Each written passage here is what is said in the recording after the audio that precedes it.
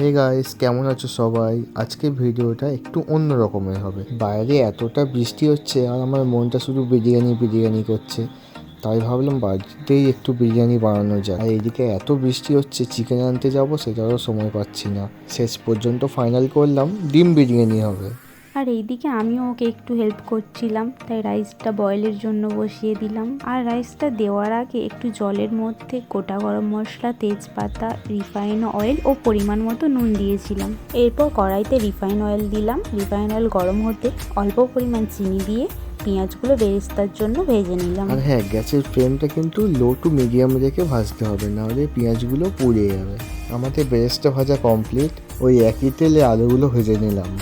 এরপর আগে থেকে সিদ্ধ করে রাখা ডিমগুলো লাল লাল করে ভেজে নিলাম। চিকেন বিরিয়ানি তো সবাই খেয়েছো, কিন্তু আমাদের মতো বাড়িতে অল্প সময়ে ডিম বিরিয়ানি তোমরা ট্রাই করতেই পারো।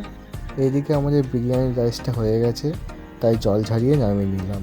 বিরিয়ানির রাইসটা 80% বয়েল করা কমপ্লিট, বাকি 20% স্টিমে হবে। এরপর কড়াইতে তেল দিয়ে কাঁচা লঙ্কা, আদা রসুন বাটা দিয়ে একটু নেড়ে নিলাম। এরপর দিলাম একটু কাশ্মীরি রেড চিলি পাউডার। এরপরে দিয়ে দিলাম আমি জিরে গুঁড়ো। এরপরে দিয়ে দিলাম চিকেন মশলা। এরপর পরিমাণ মতো জল দিয়ে রোগানটা রেডি হতে দিলাম। তারপর উপর থেকে একটু বেরেস্তা দিলাম। এরপর একটু বিরিয়ানি মশলা দিলাম। এরপর হাঁড়ির মধ্যে যে বিরিয়ানির রোগানটা বানিয়েছিলাম ওটা দিয়ে দিলাম। তারপর বিরিয়ানির আলু আর ডিমগুলো দিয়ে দিলাম। এরপরে দুধের মধ্যে গোলাপ জল, কেওড়া জল, মিঠা আতর ও অল্প পরিমাণ হলুদ দিলাম। এরপর দুধের যে মিশ্রণটি বানিয়েছি ওটা দিয়ে দিলাম। এরপর কিছুটা পরিমাণ রাইস দিলাম। এরপর অল্প পরিমাণ বেরেস্তা দিয়ে দিলাম।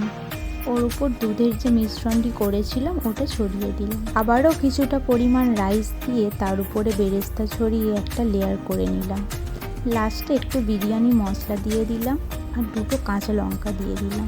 উপর দিয়ে বাকি বেরেস্তাটা ছড়িয়ে দিলাম। এরপর আঠা মাখিয়ে হাঁড়ির চারপাশটা লক করে দিলাম, যাতে বাষ্পটা না বেরিয়ে যায়। এরপর ঢাকনাটা লাগিয়ে হাঁড়ির ঢাকনাটা একটু চেপে দিলাম। গ্যাসের ফ্লেমটা লো করে বিরিয়ানিটা দম দেওয়ার জন্য বসিয়ে দিলাম। আর হ্যাঁ, গ্যাসের ফ্লেমটা একদম লোতে রেখে 15 মিনিট স্টিম করতে হবে।